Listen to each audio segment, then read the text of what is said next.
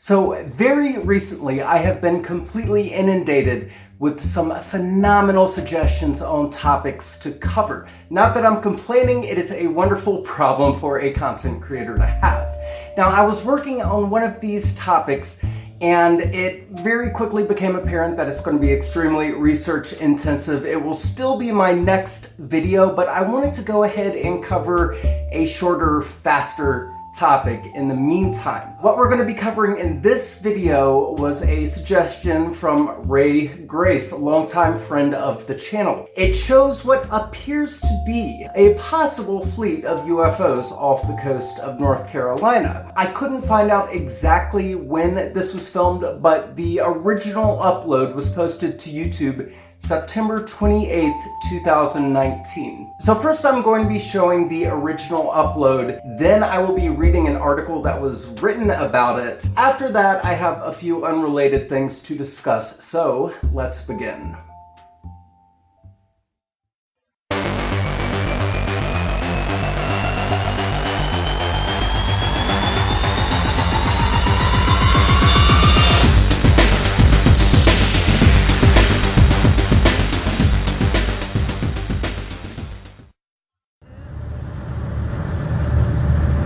Look, nothing in the sky at all. Then all of a sudden, bam! What is that? Anybody tell me what that is? We're in the middle of the ocean on a ferry. Nothing around. Look, nothing around. No land, no nothing. A fleet of UFOs was reported off the coast of North Carolina. Amazing footage taken off the coast of North Carolina appears to show a fleet of UFOs hovering in the sky. The video was taken by a man named William Guy, who happened to be traveling on a ferry across the Pamlico Sound Lagoon when he noticed something strange in the sky. It seemed like a large cluster of UFOs flying across the sky. He took out his camera so he would have evidence of such a spectacular sight. Upon further investigation, there were 14 strange bright lights in the sky, but there is no telling what they could actually be. People who tend to be more skeptical will likely believe that this is the work of some type of optical illusion, or perhaps Chinese lanterns that were blowing in the wind. Although they did appear to be flying in some type of formation. That's kind of debatable. Unfortunately, the footage does not get up close enough to really determine any details about the flying objects. For some reason, the cameraman is also panning the camera back and forth across the sky, taking the camera off the action for significant lengths of time.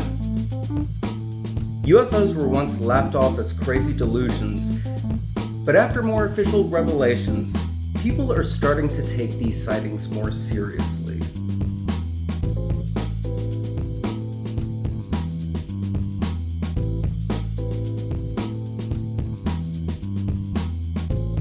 For reference, here is Pamlico Sound. It is an absolutely massive body of water in North Carolina. Now, we don't know exactly where this ferry was, unfortunately, but it was somewhere in this general area. Keep this in mind as I discuss the following three fairly mundane possibilities as to what we're looking at. So, possibility one, are these Chinese lanterns? This is what Chinese lanterns look like. I don't think it's completely outside the realm of possibility. If these are Chinese lanterns, I find it a bit odd that they have somehow remained to stay in such a relatively tight grouping. And the reason that surprises me is because it is incredibly windy in Pamlico Sound. I've been there before. If these were Chinese lanterns, I would expect to see that these got a lot more spread out than they are. So again, I think it's possible, but I don't know. I'm kind of on the fence about it. Possibility two, military flares. There are actually several different types of flares. Some are long burning, some are short burning. Some flares have a relatively long airtime. So again, I think it's possible that these could be flares. And furthermore, I did a little bit of digging, and it turns out there are 3 military bases within the general vicinity of Pamlico Sound. So the very frustrating thing about this is we don't get to see these lights for long enough to see how fast they're falling, to see how long they're being illuminated. So if we had a better view of them, and if we could see them for longer, it would be a little bit easier to either verify or debunk the possibility of these being flares. So again, on the fence. Personally, I'm not really sure one way or the other. The third possibility is apparently there's this fad with skydiving at night, especially when they're jumping in groups. We'll actually have some sort of flares.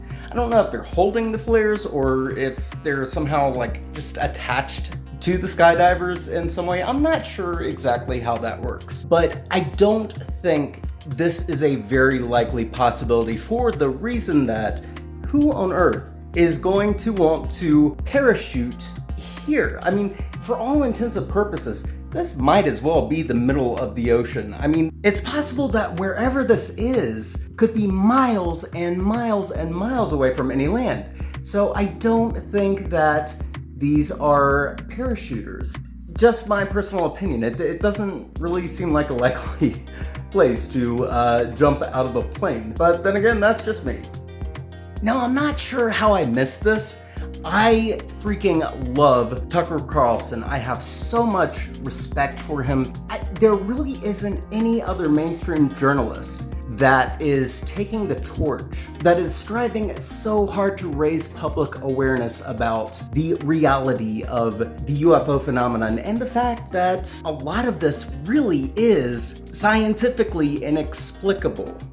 Lo and behold, this video clip was actually on Tucker Carlson, October 4th, 2019. I have no idea how I missed it, but I'm going to go ahead and play that clip for you, so check this out. Just a few weeks ago, the Navy admitted for the first time that several UFO videos were real, meaning they show actual area phenomenon that so far the Pentagon cannot explain.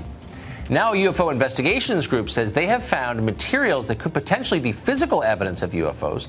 Luis Elizondo is Director of Special Programs at the To the Stars Academy of Arts and Science. He also headed the Pentagon's Office for Investigating UFO Incidents, and is the star of the History Channel's Unidentified. He joins us tonight. Luis, thanks so much for coming on.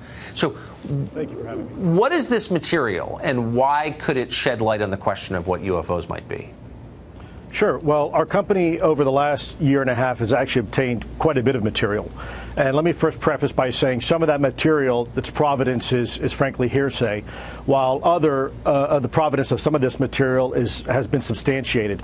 And ultimately, we're in the process of analyzing this material at 3 different levels. We're looking at its physical properties, its chemical, or if you will, molecular properties, and then ultimately its atomic properties. And it's really at that point we'll be able to make some sort of definitive conclusion, keeping in mind that we still have to follow the scientific process and methods, and at the same time have peer review. So it's not just as simple as coming out and saying, hey, look what we found. There's a lot of work that still needs to be done. I bet that's right, and of course you'll be challenged, as you ought to be challenged, I think. But quickly sum it up for us. Why do you think this material might be connected to UFOs? Well, without getting into a lot of detail right now, because frankly, it's too speculative for me at this point to say why I think something. At the end of the day, it's going to be what the analysis tells us. And if you have, for example, interesting isotopic ratios that are not normally found, let's say, on this planet, then you have to scratch your head and either A, it's been engineered that way, or B, it came from somewhere else. And ultimately, that's what we're trying to find out. So these are materials brought to you by people who say this is at the site of a UFO incident or a crash? In some cases, yes. Again, unfortunately, I can't elaborate too much with some of these individuals. We do have non-disclosure agreements, but it's from various sources, both private and governmental. It goes without saying, I hope that you'll come back as you get to the bottom of this. We remain skeptical but open-minded on this and all things. Luis, great to see you today. Thank you so much. Of course. Absolutely. Thank you. So what do y'all think this video is showing? Personally, I am totally up in the air. I think that the Chinese lantern explanation and the military flare explanation and the paranormal UFO explanation are all equally plausible. Let me know what you think down in the comment section below. I was going to talk about so much more stuff in this video. I just ran out of time. I was going to do some YouTube news and announcements and bunch of shout outs and a channel feature or two.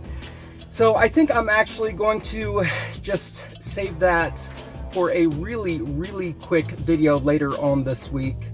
In the meantime, I do want to give a clue as to what that topic I was referring to in the beginning of the video was about. This was a topic that was suggested by Piper P34. It strongly relates to a video that I put out several years ago. That video is called Aliens Among Us, and the thumbnail looks like that. I will put the link to that video in the description, and I'll also throw it up on the end screen. This topic that I'm working on strongly relates to that.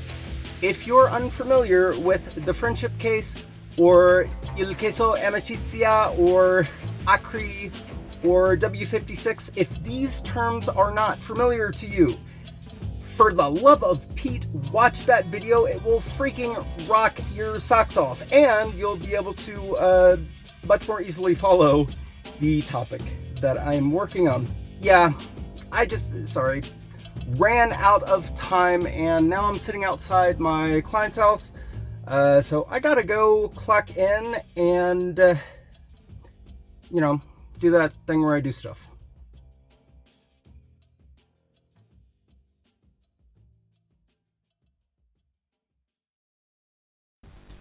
Hey everyone, Drew here from Mad Cat Mysteries, and I hope you enjoyed the video you just watched. If you did, you can click on the subscribe button below. I'd appreciate it. Thanks so much for watching, and we'll see you next time.